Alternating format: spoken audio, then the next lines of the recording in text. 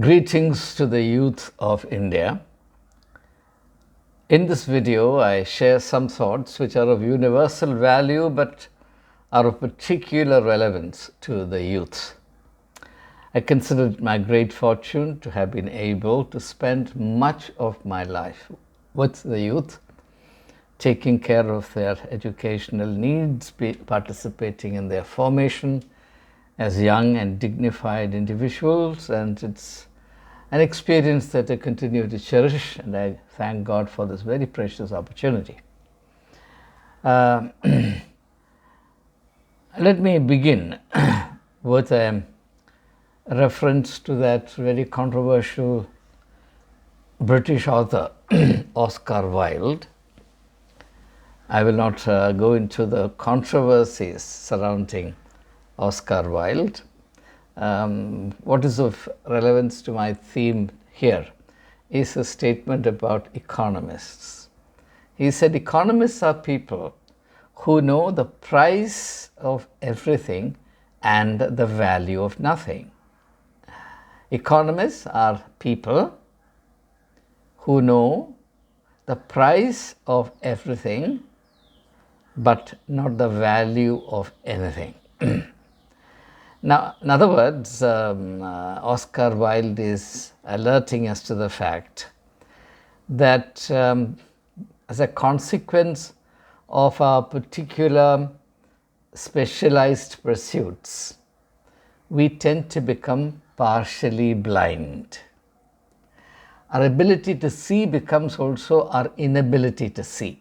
It's a paradox that is easy to understand. For example, if you're reading a book, if you're reading it very casually, you may be aware of all that's happening around you in your room.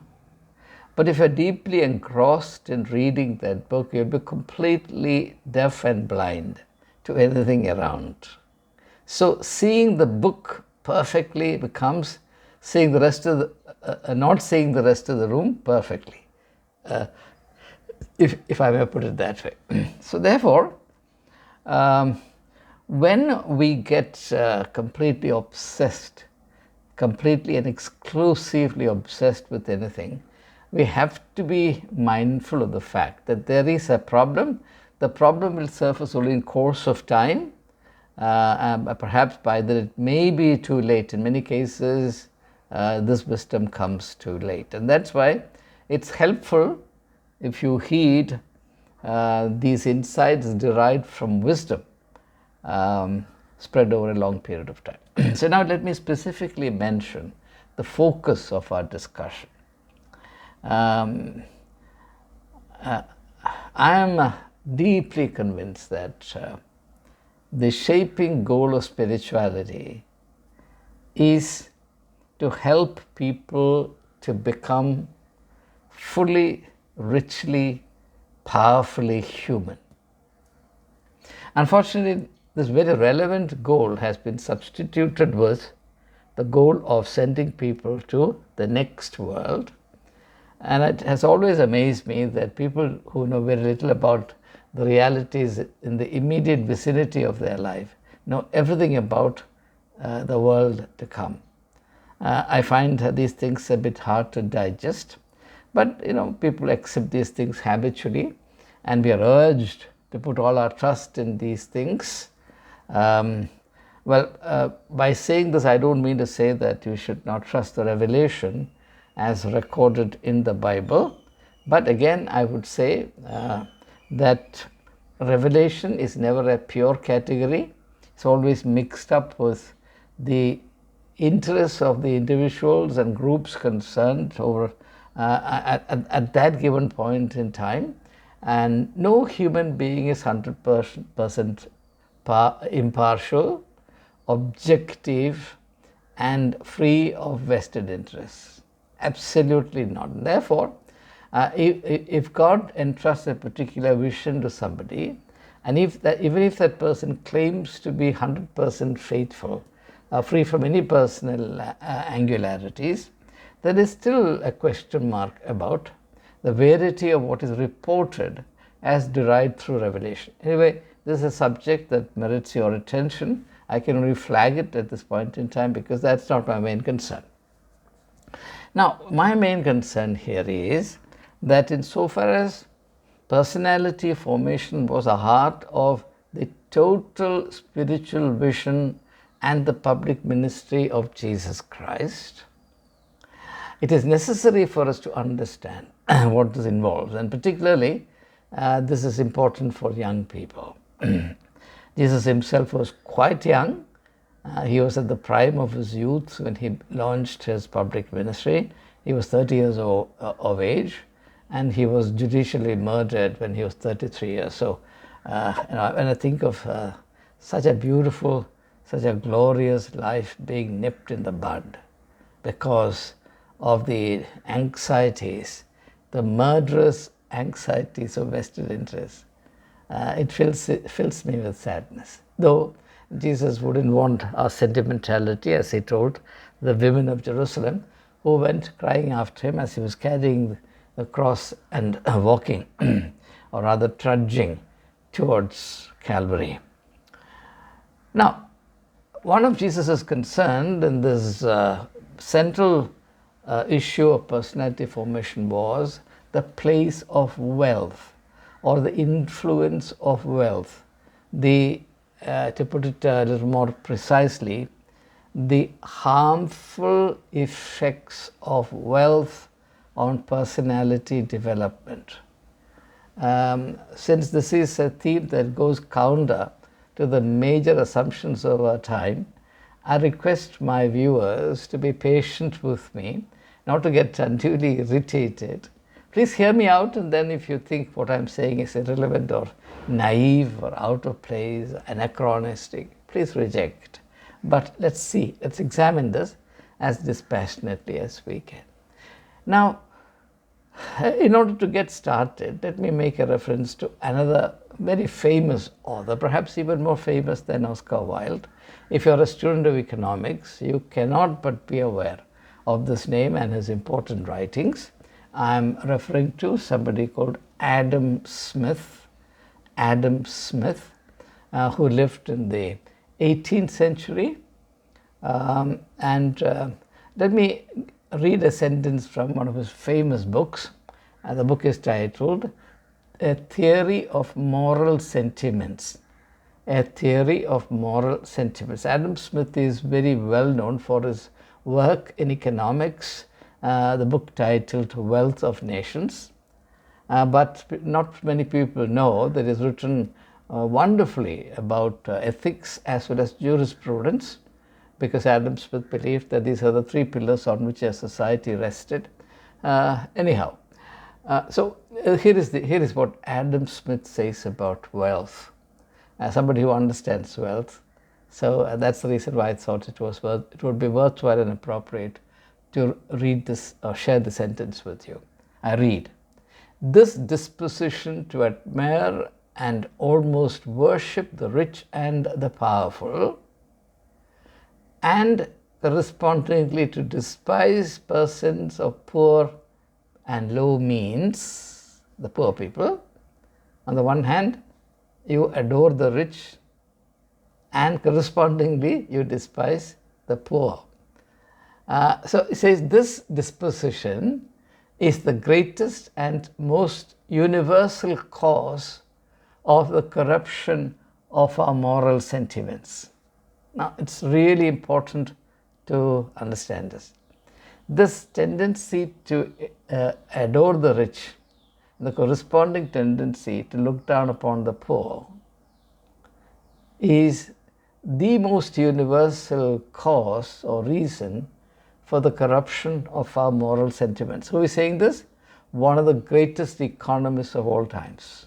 It's not said by a priest or a preacher or a small man like me. It's said by one of the intellectual giants of that century. You can read that book, you can download it free of cost and read it. It's a wonderful book. I strongly recommend that to you. So there is a problem, okay? Now, before I come to Jesus' views, I need to create a little background. That's why I'm taking you to Oscar Wilde, now to Adam Smith. Now, allow me also to introduce another author because I want you to know that I'm not just airing some views which are subjective, random, plucked out of nowhere. I'm reflecting the best thinking on the subject throughout history. Okay. Now let us go to Russia and listen to or consider the views of a man who in his days was described as the moral Tsar of Russia. Moral Tsar of Russia, Count Leo Tolstoy, who together with Fyodor Dostoevsky are is the tallest figure in Russian fiction. Now, one of his shorter novels, it's titled Father Sergius, Sergius, Father Sergius. He deals with this issue of the impact of wealth and success on spirituality. And to the extent that I understand that novella is a short novel, the theme that Tolstoy argues is that material wealth and success enfeebles or weakens the spiritual strength of a human being. That's the theme. The central character here is Father Sergius. He has a little history. He was a prince. When he was a prince, his name was Prince Stepan Kasatsky. Prince Stepan is Stephen. Prince Stephen Kasatsky. And he was a very ambitious man. He wanted to excel in the military, and he wanted to be the chief attaché to the Tsar of Russia. He falls in love with a girl called Countess Mary Korotkova. Countess Mary Korotkova. You can remember her as Mary. But just before he was to marry her, he finds out that she was for 2 years the concubine of the Tsar. This shatters him, and he then exits the army, joins decides to be a priest, joins a monastery, and he takes his vocation very seriously, and he's extremely rigorous, very sincere. And Tolstoy gives us very interesting details about how he shapes himself into a great saint, and his sainthood, a living saint. The reputation of his purity, his spiritual discipline, his spiritual stature, etc., it spreads far and wide. And there is a marvelous scene in which the spiritual mettle of Father Sergius is put to the test. I will not go into those details, but let me take you to the end of the novella. So in the first instance, when a woman, a very seductive woman, tries to seduce Father Sergius, and he comes out gloriously from that trial, because at that time he was still sort of coming up. He was still growing into a spiritual figure. He had not attained the kind of wealth that he attained later, nor did his holiness, his sanctity bring in much wealth at that time. As Tolstoy wants us to realize that holiness is extremely profitable. People put their hands deep in their pockets and give you everything if they believe that there is some spiritual element in you. So it's very easy to convert holiness or sanctity into money. So as years go by, and finally Father Sergius becomes extremely famous. He's on the pinnacle of his popularity. People come from far and near to be healed by him. His power to heal people, the fame of his power to heal people spreads all over Russia and beyond. And then the downfall happens. A rich merchant, whose name is not revealed in that novella, brings his 22-year-old daughter. Her name is also Mary. Interesting thing is that there is a difference in spelling. the Mary, the girl that Kasadsky at that time was betrothed to, was spelt as M-A-R-Y, and she betrayed him and all the rest of it. And this Mary is M-A-R-I-E. She's the daughter of a rich merchant. And this middle-aged, a little more than middle-aged saint, living saint, reputed to be a living saint, that is Father Sergius, collapses before her. He rapes her, and then insufferable remorse overtakes him, and he runs away from the monastery. And the rest of it, he goes to his sister. I don't want to go into the details of the plot thereafter. What I'm trying to say is, this is Tolstoy's way of telling us that we get morally, spiritually enfeebled because of worldly riches and success, which also includes popularity. I comment this book, you can quite easily finish it in 2 days, if not in 1. And it makes excellent reading. Please read this. And I believe that young people should now enlarge the repertoire of their reading, and reading plays an important part in personality development. I'll come to these details in course of time. So this is the kind of background I have in looking at Jesus's perspective on wealth and its impact on human personality. Now, roughly, there are 4 or 5 major concerns that Jesus expresses about this problem. The first is that according to Jesus, wealth limits your freedom. If you are rich, then you get isolated, you get constricted, limited, you can't move around freely, you don't want to, you want to maintain a distance from the poor, because after all, the prestige that wealth brings is measured usually by the distance that you maintain from ordinary people. Not just the poor, but even ordinary people. You make it as difficult as possible for anyone to reach anywhere near you, then you become really exalted in the eyes of the people. And that's how this VVIP culture becomes an ineradicable menace.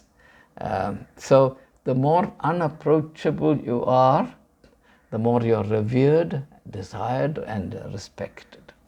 But you don't realize that in the process, what you sacrifice is your freedom. For example, I'm free to walk the streets of Trivandrum or Delhi or where have you. The Prime Minister is not. The President of the country is not. Adani is not. Ambani is not. So on the scale of freedom, I'm richer than Ambani and Adani put together. So that's the point that Jesus is making. Wealth will undermine your freedom. It will limit us to a small range of life. You will see the rich people confined to the elite, economic elite circle. They will not mix and mingle with anybody else. They're not free to do so, even if they want to. The second point that Jesus makes is wealth erodes our sense of fellow feeling. Somehow, the more you surround yourself with material wealth, the more hardened and hard-hearted you become. And this is the heart of the story of Lazarus and the rich man found in the 16th chapter of Luke's Gospel. You're familiar with that incident, therefore I will not explain or narrate the details. So our capacity for fellow feeling, which is an important aspect of our richness as human beings, that gets eroded because we surround ourselves with wealth and begin to measure our worth in terms of wealth. The third issue, which is related to this, that Jesus highlights, is that on account of putting our trust in wealth, our capacity for compassion. Compassion is action. Sympathy in action is compassion. And you see that included subtly in the story of the parable of the Good Samaritan. The priest and the Levite are religiously rich. They are religiously rich. Wealth is of many kinds. Religion is also wealth. For many people, it's a source of mega wealth. So once you have that, you will see, for example, the religious leaders distance themselves from ordinary folks. You will never see a bishop or an archbishop mixing and mingling with ordinary people. The present Pope Francis, for whom I have great respect, his freedom in interacting with ordinary people shocks people, because it's unbelievable, unthinkable that a Pope can actually condescend to the level of interacting with common people. So that tells us how far and to what extent distancing oneself from people, fellow human beings, is an important aspect of being rich. And that certainly suppresses compassion. By the way, the word compassion literally means standing together with. When you're compassionate, what you're doing is you're standing together with the person that you feel one with and feel inclined to help in his or her distress. And finally, and this is an important thing, Jesus points out that if we put our trust in wealth, we'll become blind to the true worth of human beings. That is to say, we'll measure everybody in terms of how much wealth they have, and therefore people who cannot flaunt wealth will be devalued and in fact neglected by us. Now, by the way, these are the 4 ingredients that are found in mammon worship. So if you want to have a clear idea about mammon worship, then these are the 4 necessary, inevitable ingredients. Let me quickly mention them. Mammon worship compromises your freedom. Mammon worship erodes your sense of fellow feeling. Mammon worship suppresses your compassion. And mammon worship makes you blind to the real worth of human beings. The material possessions that somebody has is not a relevant measure or basis for knowing the worth of a human being, the worth of a human being. So therefore, mammon worship makes us respect in an exaggerated fashion people who have accumulated for themselves material wealth, irrespective of how they would have got it. Now, the problem here is not just wealth. And I want to make that very clear, because poverty in itself has no spiritual value. The problem here is that wealth alone becomes the basis or the foundation on which everything is understood, measured, respected, or despised. And that is really a problem, because once this attitude, this culture spreads, what happens? And this is a very serious spiritual issue. That is, we tend to lose our respect for values and ideals entirely. And this is a historical truth, because in the wake of the rise of the materialistic culture, tremendous cynicism has developed about the relevance and the feasibility of practicing values and ideals.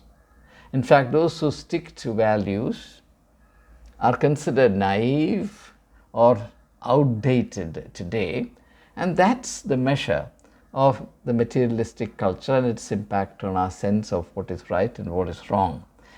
And this is an aspect, in religious language, this is an aspect of mammon worship, because it makes us blind to the real worth of people, and the real worth of people depends on the extent to which they are committed to values and ideals.